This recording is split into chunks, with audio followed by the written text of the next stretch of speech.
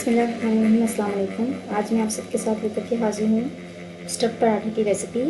एक complete guide है। घर में जो भी रात का बचा सालन होता है आप उसे यूज़ कर सकते हैं और मज़ेदार से ताज़ा लजीज पराठे बना सकते हैं।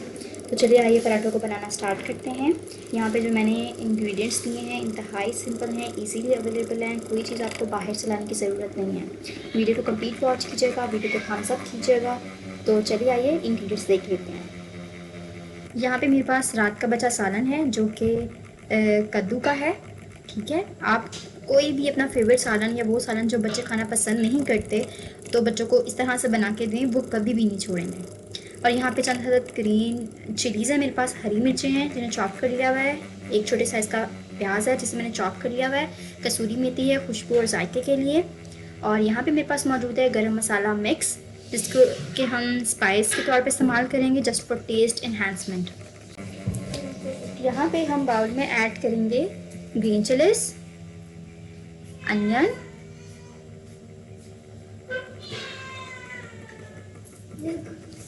कसूरी मेथी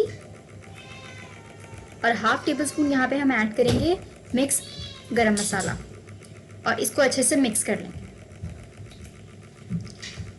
बच्चे जो है वो मोस्टली ज़िद करते हैं कि कोई वेजिटेबल उन्हें ख़ास तौर पर नहीं पसंद होती, तो आप उस वेजिटेबल को स्टफ़ पराठे के तौर पर उनको दें तो वो कभी भी मिस नहीं करते इस चीज़ को, और सालन ज़ाया होने से भी बच जाता है। तो चलिए आइए अब हम पराठा बनाना स्टार्ट करते हैं। यहाँ पे मैंने कुछ पेड़े कर लिए थे छोटे छोटे। अब इन पेड़ों को जो है वो हम बेल लेंगे और बेल कर इनकी बारीक सी रोटी तैयार कर लेंगे।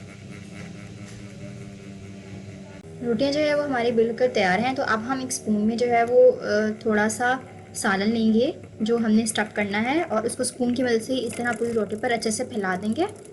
यहाँ पर पराठे की स्टफिंग जो है वो मैं कंप्लीट कर चुकी हूँ। अब दूसरी रोटी लेंगे और उसको पराठे पर इस तरह से रख देंगे और आपने फिंगर्स की मदद से इसे हर तरफ से जो है वो कम्प्लीटली जो है वो बंद कर देना है। और आपने अगर आपको लगे कि चिपक रही है तो आप सूखा आटा इस्तेमाल कर सकते हैं।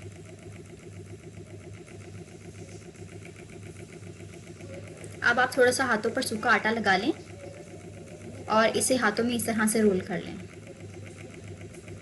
ये ज़बरदस्त तरीका है पराठे को जो है वो रोलन करने का। और अब आप तवे, गरम तवा है यहाँ पे मेरे पास, और अब आप तवे पर जो है वो घी लगा लें। और घी लगाने का यहाँ पर ये मकसद है कि जो हमारी रोटी है वो स्टफ्ड है, उसमें स्टफिंग है और वो तवे के साथ चिपकेगी नहीं, और जब हम उसे पलटेंगे तो वो ईजीली पलट जाएगी। तो आप ये ट्रिक जो है वो ज़रूर इस्तेमाल किया करें पराठा बनाते हुए। इससे पराठा जो है वो बिल्कुल तवे के साथ नहीं चिपकता और पराठे की जो लुक है वो बहुत अच्छी आती है, फ्रेश रहती है, बिल्कुल भी फटा हुआ नहीं लगता कि पराठा जो है वो जल कर बर्तन के साथ लग गया और वो सही नहीं बन के तैयार हुआ। और आप इस तरह से इसे घी लगाते रहें और हल्का सा चिमटे की मदद से इसे इस तरह मूव करते रहें और ये चेंज कर लें साइड। मैं उम्मीद कर रही हूँ आपको मेरी ये वीडियो भी बहुत पसंद आई होगी। आप इस वीडियो को भी थम्स अप कीजिएगा, फ्रेंड्स फैमिली में ज़रूर शेयर कीजिएगा, और अगर आप मेरे चैनल पर नए हैं तो मेरे चैनल को आपने सब्सक्राइब ज़रूर करना है। साथ ही बेल का आइकन है उसे भी प्रेस करना है ताकि मेरी नई आने वाली तमाम वीडियोज़ आपको बर वक्त मौसूल होती रहें। हम इस तरह से जो है ये पराठा कंप्लीट तैयार कर लेंगे।